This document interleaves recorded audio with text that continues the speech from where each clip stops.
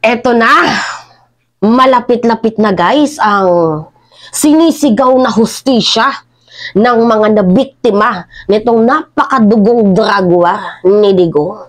So paano mo naman nasabi yan, Mima? Isa ho sa pamilya ng mga nabiktima nitong napakadugong war on drugs ni dating Pangulong Digong Kadigungan ay nagsalita na. Meron video akong ipapakita sa inyo guys mamaya. Pero anyway, kilala niyo itong si Minardo Guevara. Yan, pakita ko na lang yung picture niya. Si Minardo Guevara, napaka-double standard. Yung tipong gusto niyang ibalanse yung sitwasyon, pero mali. Hindi talaga kaya. Kahit gawin mong balanse, maling-mali ka pa din sa sinabi mo. So anyway, ito yung kanyang sabi. At the end of the day, may kasalanan ka pa din. Yun yung pinakapunto dito. Anyway, sabi dito, I believe that the matter of whether we should cooperate with ICC prosecutor is political decision daw. Your resolution urged the president to cooperate. So, the final say or whether in the fact government will cooperate will be at the president. Tapos yan, yung pinaka-catch dito. We will not cooperate, but ICC investigators are free to come and do their job here. So, napakatanga ng kanyang binitawang statement. Imagine, okay lang daw na mag-imbestiga ang International Criminal Court sa bansang Pilipinas, pero at the same time, mag-iimbestiga sila, pero hindi tayo makikipag-cooperate. Parang isang ano lang din yan sa eskwelahan eh. Nagtuturo ang teacher, pero itong mga estudyante hindi nakikinig. So at the end of the day, wala ding natututunan itong mga estudyante.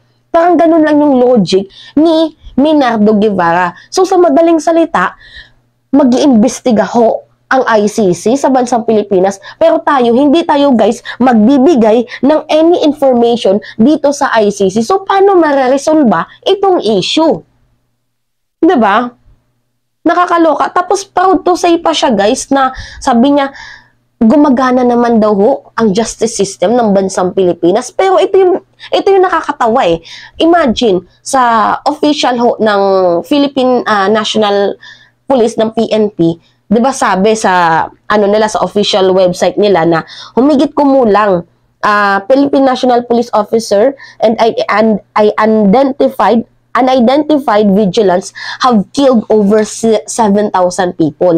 So sa official ho ng website ng police, humigit kumulang 7,000 ang namatay dito sa war on drugs. So yan na lang yung pagbasihan natin guys, kasi sa ibang website sinasabi nila na almost 12,000 ang namatay dito sa drug war ni dating Pangulong Rodrigo Roa Duterte. Depende sa preference na gagamitin nyo, pero dito ang pagbabasihan natin sa Philippine National Police na umabot ho ng 7,000 people.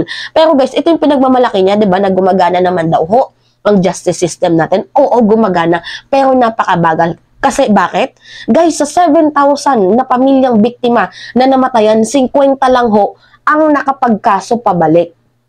So, paano makaka-receive ng hustisya ang ibang pamilya kung halos 50 lang ho ang nagkaso pabalik? 'Di ba? Nakakaloka. So, well, ano din naman yung laban ng mga pamilyang blue corners dito, yung mga minimum wage earner, kasi 'di ba yung kadalasan sa mga namamatay sa war on drugs ni Digong, mga blue corner family, which is yung minimum wage earner, yung karpentero, construction worker. So ano nga ba din ang laban nila?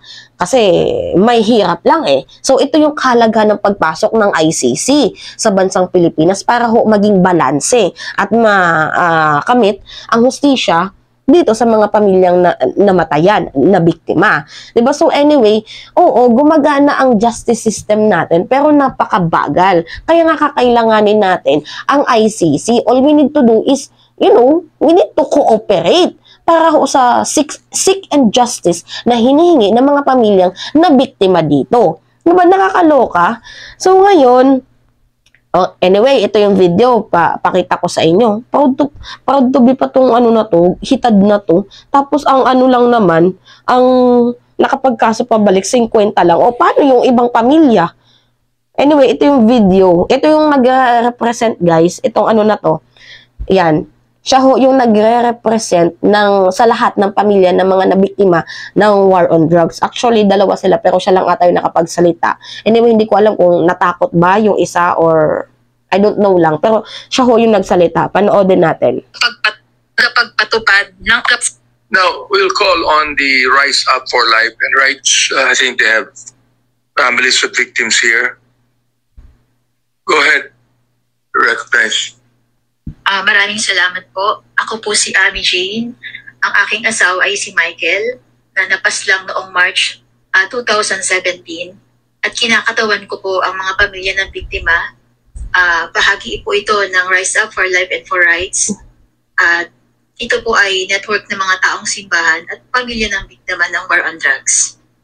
Kami na mga pamilya ng biktima ng war on drugs ay unang-una nagpapasalamat sa mga kinatawan ng Kongreso na nagsagawa ng resolusyon na makipagtulungan ang gobyerno ng Pilipinas sa ginagawang investigasyon ng International Criminal Court kaugnay ng crimes against humanity na naganap sa panahon ng dating Pangulong Duterte sa kanyang kampanyang Oplan Tokhang.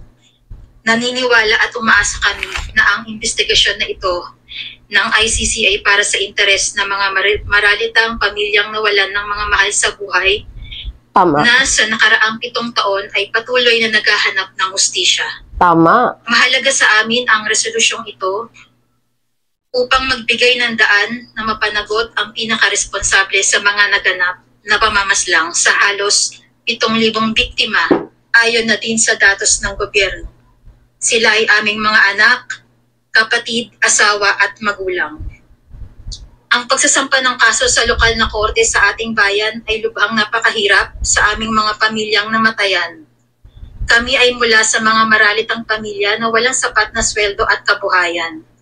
Karamihan sa amin ay pedicab driver, labandera, construction workers, nangangalakal, street vendors at street sweepers.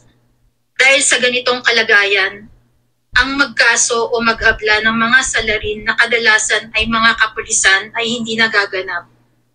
Ang kawalan ng pera para makapaghabla at takot sa pagkuha ng mga dokumentong kailangan at walang testigo sa naganap na patayan ang ilang kinakaharap naming mga pamilya ng biktima.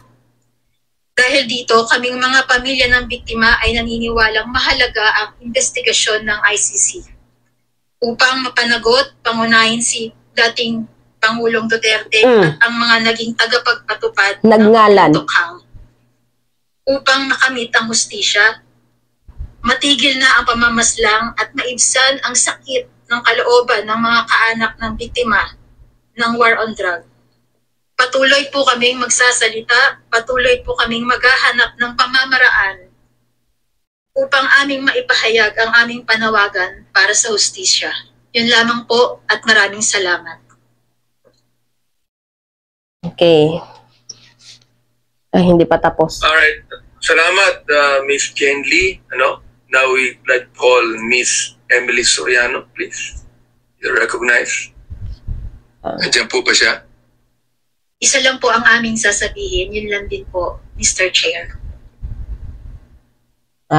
Okay, yun. Dalawa sila pero isang boses lang pala.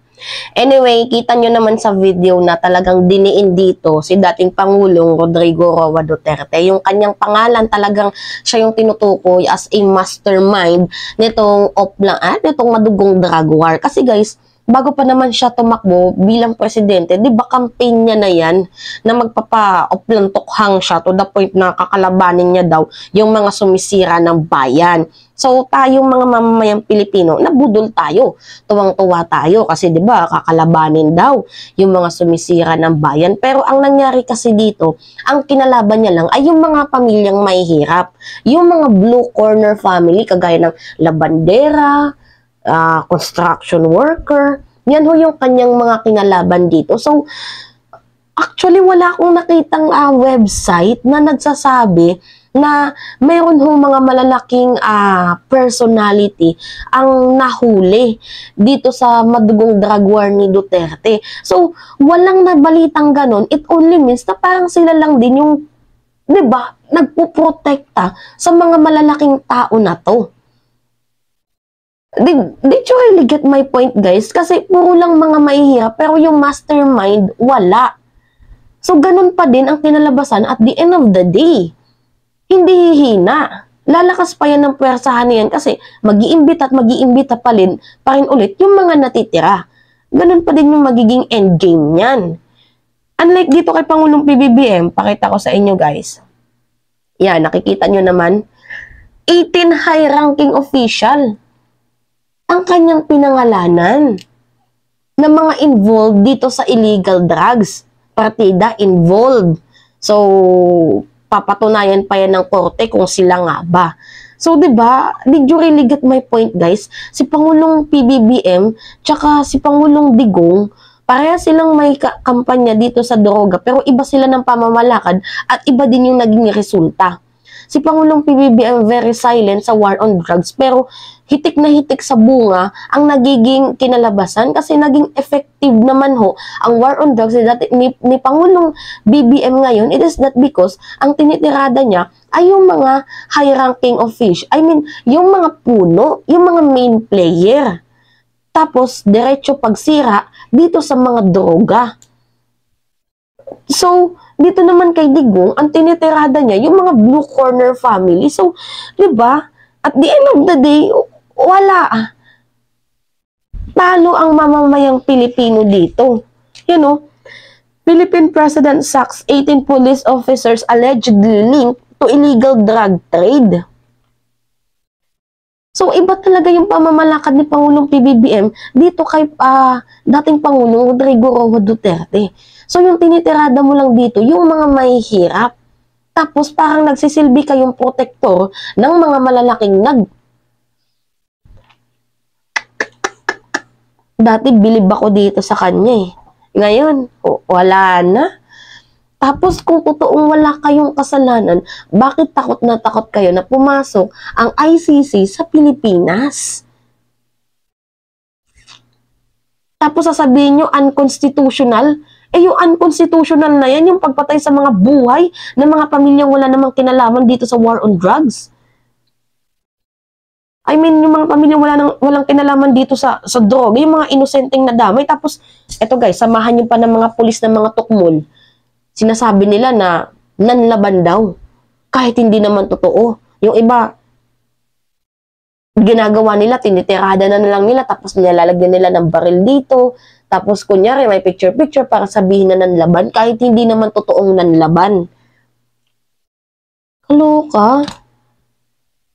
Sila-sila din yung mga pulis na may kinalaman dito sa droga na ayaw ikanta ng kanilang mga kasapi. Kaya ang ginagawa nila, tinitegi nila, tapos ay nasabi nila na nanlaban.